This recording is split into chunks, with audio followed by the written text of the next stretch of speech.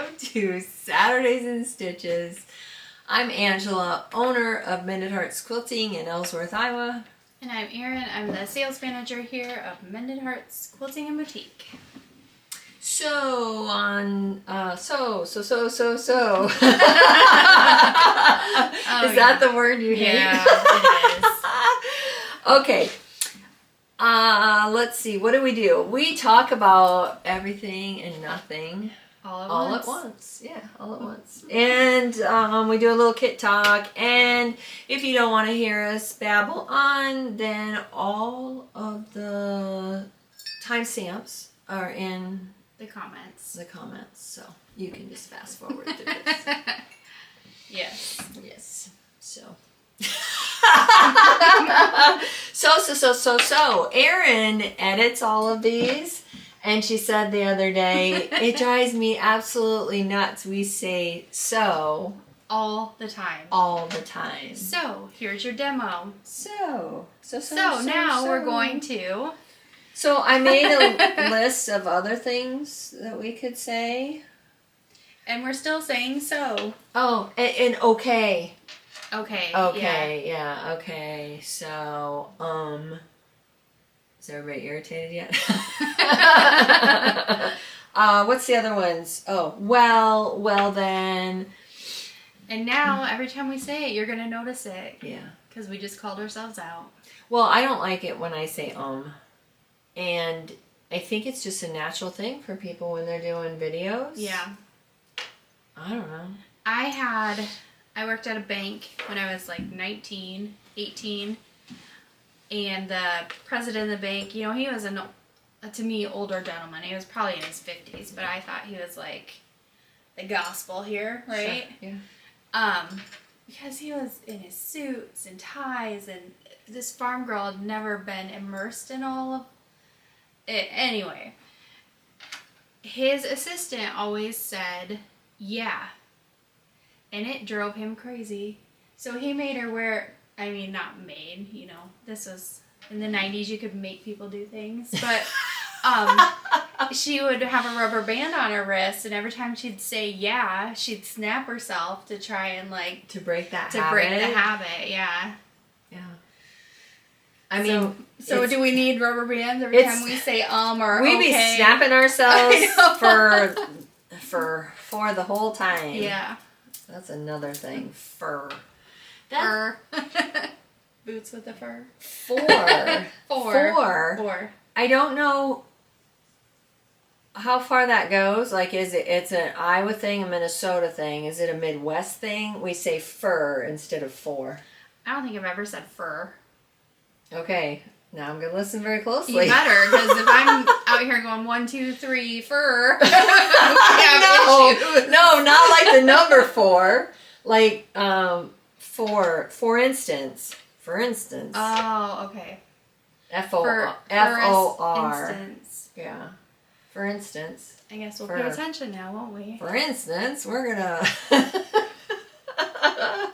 You need fur quarters of that.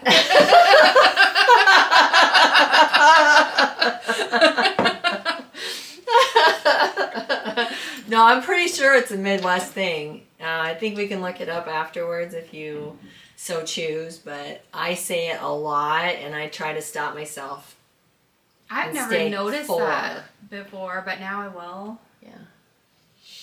Yeah. No. Not the letter 4. I can say 4. 1, 2, 3, 4. The number 4. You just said letter 4. Yeah. The number 4.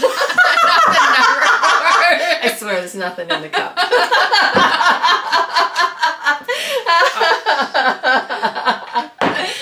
Oh, gosh. Okay. Yeah, so how's your week been? We need to put a caption under here that says, "We are smarter than we appear." And sober. And sober, yep. Yeah. Okay, what's the topic of discussion? Thought we were just talking about it. Okay, well. So the planet Mercury is in retrograde. We have a huge blood moon this week. Oh, 3:30. No, we're not there yet. The eclipse is at 3 o'clock today. 3:33. At 3:33,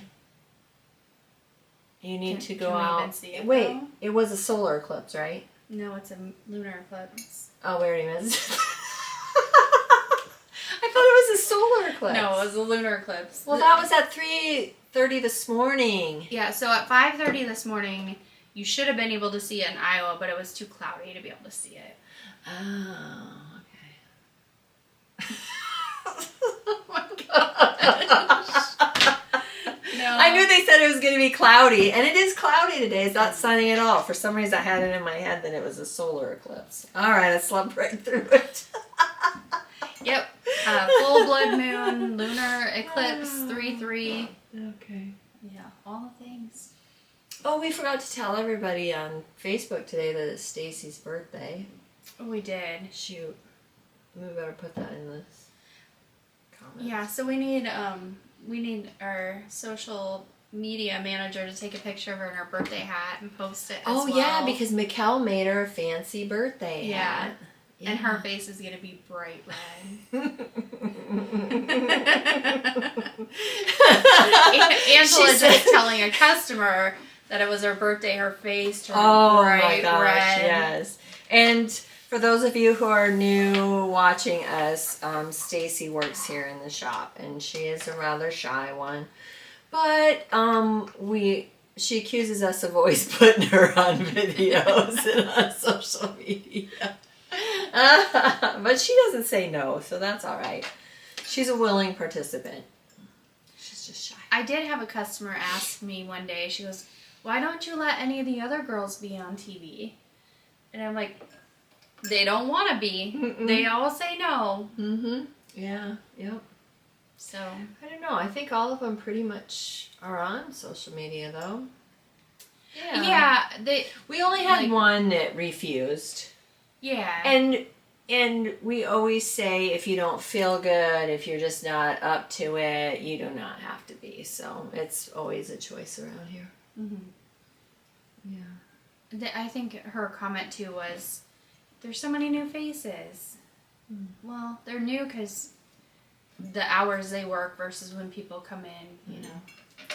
And several of them are behind the scenes. Yeah. So you don't see their faces a lot. And they prefer that. They prefer it. So how was your Five Guys dinner last night? It was so good. I didn't know if we wanted to talk about that again or not, but I'll talk about it. So my middle child made a bet with me, and I always try to bet him $50. Anytime somebody bets me something, I go $50. $50. And nobody will bet me $50. So he said, "I'll bet you a cheeseburger." And yesterday in the morning, I informed him that he lost the bet. And so he had to buy me a cheeseburger, and he wanted to take me to McDonald's, and I made him take me to Five Guys. And then my oldest child joined us, so I got to go out to dinner with both of my boys. Nice. And it was very fun because then we were talking about dating, and it's very interesting listening to, at 19 and 20, what they consider a really good first date and what not to do on a date. And I had this whole discussion with my middle child on the way home, because he lives just down the street from us. So I made him drive, and then he brought me home, and so we had a whole talk about dating. And I found this very interesting because a young lady told him that when you want to hold my hand, you need to be respectful and ask me. And I said, "Every time?" And he said, "Yes." And I said, "No." That seems like a lot. No. Some of the stories that my boys say about, they don't date a lot. They don't date a lot, but just girls in general who are around them and who talk about dating. And I don't know how y'all feel about it, but that's ridiculous. Like, if you go out with somebody and it's the first date and they say, can I hold your hand? That's perfectly fine. After that, if they're not grabbing my hand and we're going places, forget about it. I'm moving on. Like, you take charge. But don't you find that bizarre? That seems very extreme. Yeah. Yeah, I mean, if you've can't already even said imagine. yes on a first date, second date, whatever, you've already said yes, you can hold my hand. Okay, then you know that there's interest on both parties and you can hold their hand. No. Nobody's going to ask permission every time you go out. That just seems weird. Oh my goodness. I'm going to tell my husband that. You need to ask my permission before you touch me. And flout.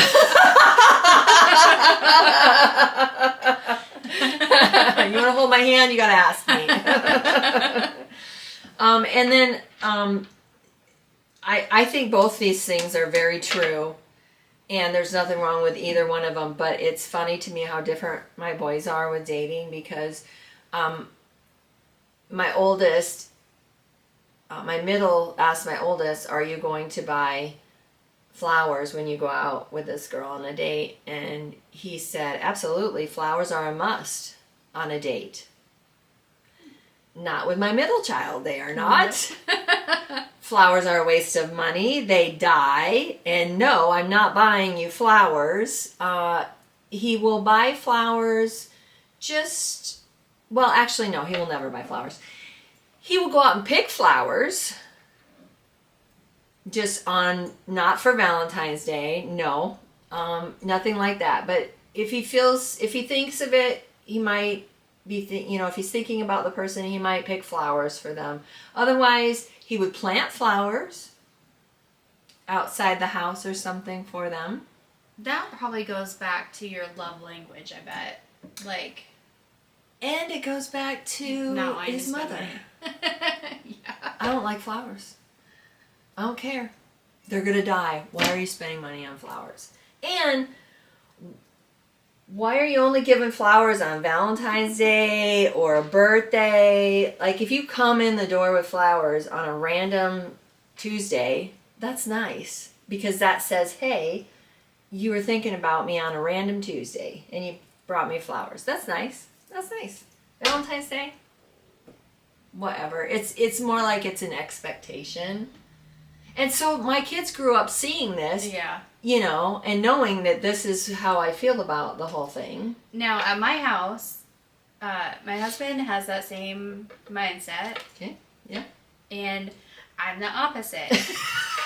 And so my kids have grown up with me going, you make sure when you get a girlfriend, you buy her flowers.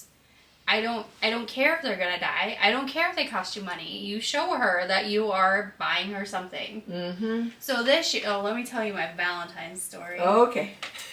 So this year, Valentine's Day was middle of the week, I think. No, it was I don't know. It doesn't matter. I came home from work, and there was a potted flower on the counter waiting for me. That's nice. And something else, I don't remember. And then I look over and he's cooking and there's roses over by the stove. And I go, oh my gosh, you got me roses too? And he just kind of looked and he's like, well, no, someone actually gave those to me.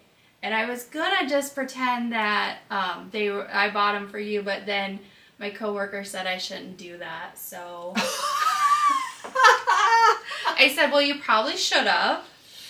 And who got you roses? So he works at Hy-Vee, the grocery store. Yeah. So one of the uppers in Hy-Vee got like the manager's roses. Oh. It wasn't like a full bouquet. It was just like a 3 nice of them. little roses. Yeah. I don't know. I don't know what they do there. I mean, would you have ever found out? No. So you know what I did, because it irritated me? I gave them away to someone else. I'm like, nope. Every time I look at these, I'm going to get irritated, so out the door. Should have just told me that you bought them. Oh my gosh, that is so funny. He's like, well, I was trying to be honest. Well, I mean, just lie in relationships. Yeah, we've been married too long for you, just to be honest. 25 years. Just get over it. Give me the flowers. Oh, man. Yeah. It's all right. Everybody has their thing, right? I will say, one time a friend called me and she was like super mad at her husband because he bought her a necklace for Mother's Day and she didn't like it, and she told him she would never wear it, that he needed to return it and get her something else. Oh. He got mad and said, I don't even know why I bought it. You're not my mother. And so she called me and was upset and complaining about it. And I said, I'm sorry you called the wrong person, because first off, that is true. But the kids were little. Their kids were little. So that makes sense that he would go get something. Mm-hmm. But on the flip side of that, I don't think you should have been rude about it. Like, I don't, just because I'm not a big flower person, if you give me flowers, I'm not going to be like, well, I don't like that, get rid of them. You know, I mean, you have to be nice if somebody gives you a gift. Yeah. So I can't even imagine. I would just smile and be like, thank you. Yeah. Thank you for thinking of me. Yeah. And then put it away for one of your kids, or return it, because let's be honest, he's not going to pay attention to whether you wear it or not, or whether you still have it, or you returned it, or anything, you just right? keep it, and once a month you wear it just to, I don't know. When you go out on Valentine's Day. You just, but you know. Mother's Day, whatever. I just thought it was it just wasn't nice. You have to compromise. Yeah. You have to give it and get a little. Yeah. That's a whole nother Saturday topic. Let me give you my marriage advice. I got none to give. I have a lot to say about it. Just because of other things happening in life outside of here. But, you know, you gotta compromise. Yeah. You can't just expect to be me, and be a happy marriage. I do, but I trained him like 25 years. It took a while to get there. I don't even know. Let's see, 24 years we've been married. I don't know. That's a whole nother thing. I'm just not that person either. I don't celebrate anniversaries. I don't get all wound up if he forgets, because I picked a certain day so that I wouldn't forget. At our house, it's usually me that's like, oh, that's today? Like... Now that surprises me. Yeah, I know, but I can never remember what day it is. And I can never remember what year it is either. And I always have to do the math. Okay, well, yeah. There you have it. Anyway... If you want some relationship advice, hit me up. Clearly, this is not the place to get relationship advice. I will tell you my true, honest opinion.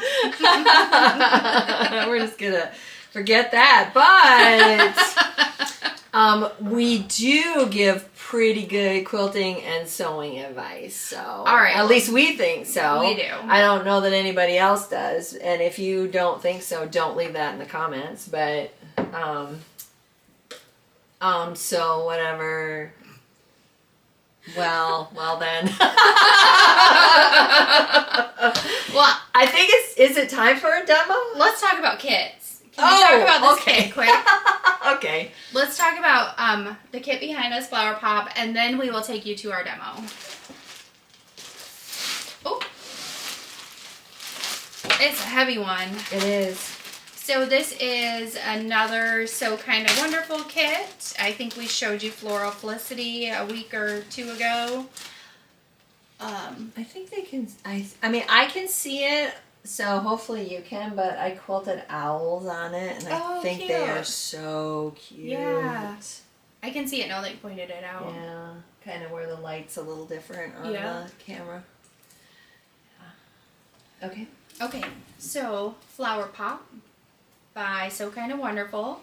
And we did kit this with the fabric that is in here. It is So Kinda Wonderful's fabric line. I was trying to remember which fabric line it was. I thought they would say 76 by 77 is the size of it. Now this one, we did include your Wonder Curve ruler. So the ruler is in here. There's also a cute little project on the back of the ruler you can make to practice before you start the real thing if you want. I've had it in the shop for a while. It's a cute little butterfly table runner. Yeah. And then look at all this fabric.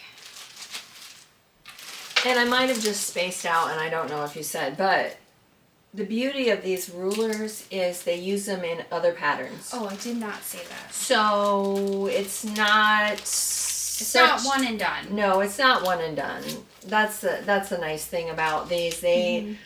So Kinda Wonderful has a lot of different patterns that will use their rulers. So this was their fabric line, or still is their fabric line. So you get a lot of fabric with this kit. And the backgrounds were all scrappy, the low volume, light colored ones. And then you can make your flowers. Now it looks like she kept the flowers the same color here. You could, if you wanted to, you could make it scrappier. Let's see, there is a couple of them on here. I think that she went scrappy because it's what she had left over. Well, there's one in particular. I can see it right there. Oh, okay. But that might have just been leftovers and she made one scrappy one. Yeah, I think I would like them all scrappy, but I'm a scrappy person. You would like that. I would not. No, you're not a scrappy person. I do not. Like, even having the scrappy background, no. Like, if you're going to do all different backgrounds, like, make this one all the same and make this one all the same. Oh, no. I love it. That's my personal opinion. Yeah. And I'm completely opposite. So, yeah. We'll talk about scrappy a different day, but it's hard for people. It's a mind game. And it's just... Same with directional. I think it's freeing. I don't have to think about this is going here, this is going here. No. I can just sew it all together and it's just... It stresses me out. Okay. Like, whoa, this is going to go here. What if this one doesn't look good next to it? But you look at the pile and say, oh, these are all beautiful fabrics. Yeah. No. So that means they're all going to be beautiful together.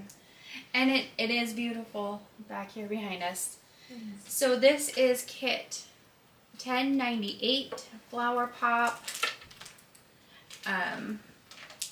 We have all the fabric.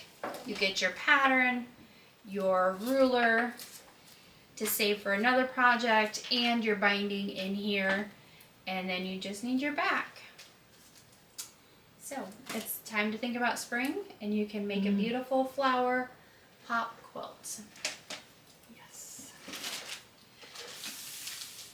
All right. Now we will take you to your demo.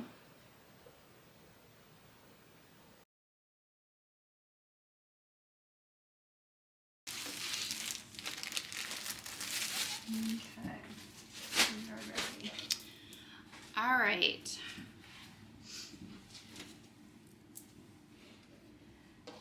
So I did these, I have it all step by step here, so I'm going to show you different steps of it. First I want to talk about the middle, the centerpiece, then fussy cutting. The instructions tell you exactly what to cut.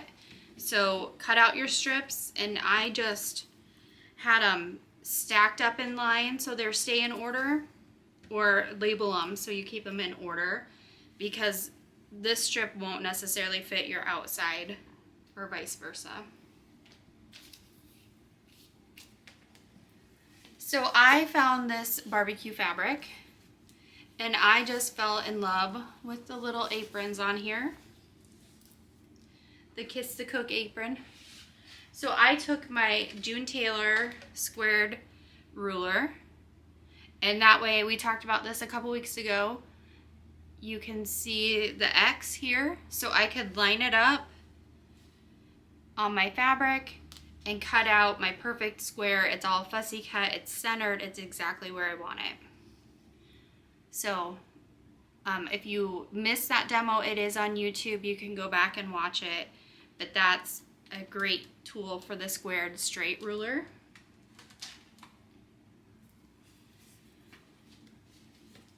So when you are starting these, after you pick your project and pick your fabric and you get your strips all ready, then you're ready to go.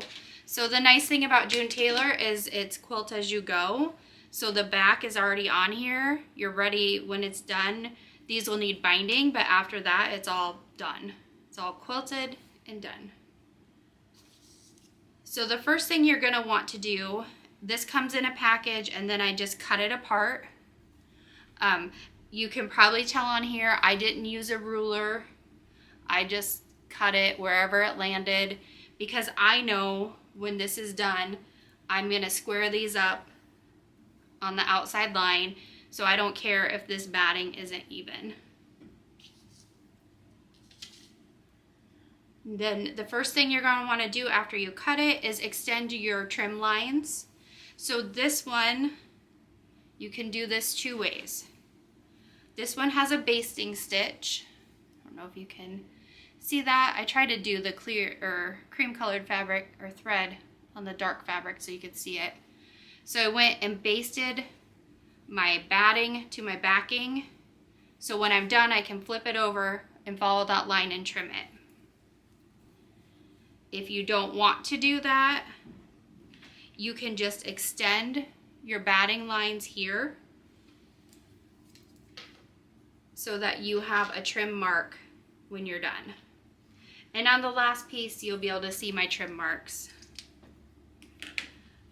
I don't typically baste it, but I just wanted to show you there is that option there in case you were worried about trimming it up off of just marks. So I like to use my 505 glue stick. I use it for most everything in my sewing room. So you're just gonna take your glue stick, you're gonna lay your backing fabric out, and I do give it a little bit of glue here. And then you will stick your batting piece on here.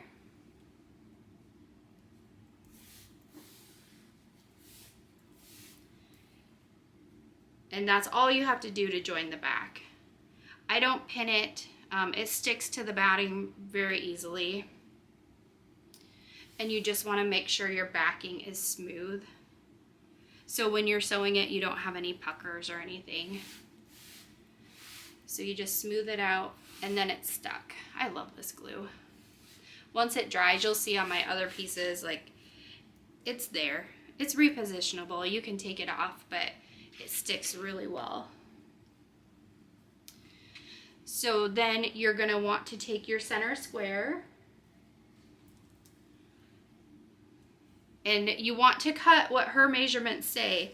So I accidentally cut my first one at 8 inches instead of 7.5. So if I use this, I could use it, it'd be fine, but my next pieces wouldn't be as big because it overlaps the square. So you want to pay attention to your measurements there. So this I'm going to also glue down in the center.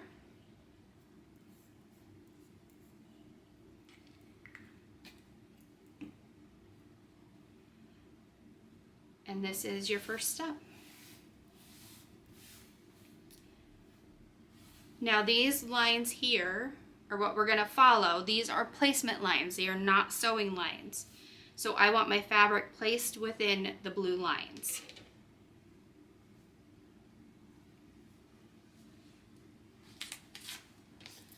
So then I'm gonna go to my next step. I'm gonna take my next fabric strip. So I got piece 2 and 3. I'm gonna line up piece 2, and then I will sew a 1/4 inch from where they line up.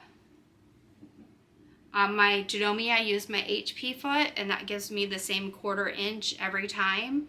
So then I know they're all gonna be the same. So then we'll sew each line.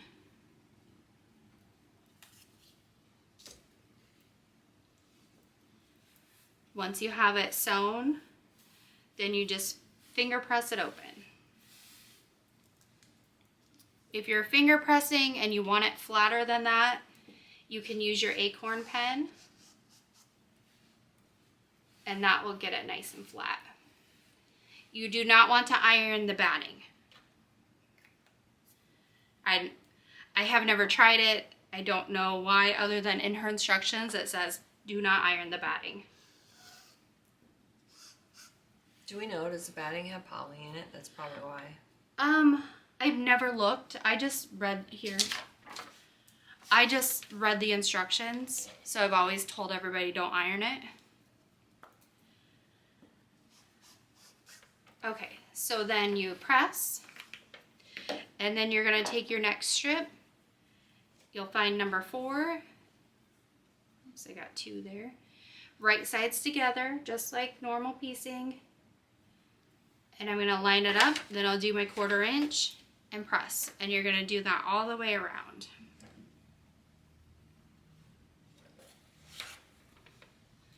So I want to show you when you're starting to get out on these, you are going to get sometimes some funky placement lines. So if I put my strip here, it's not gonna fit. You wanna make sure you're following these placement lines.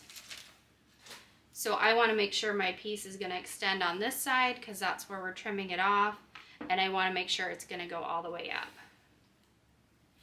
So again, you just keep sewing your 1/4 inch, flipping and pressing, or finger pressing. I love this so much. And once you get done, going all the way around, you're at the end,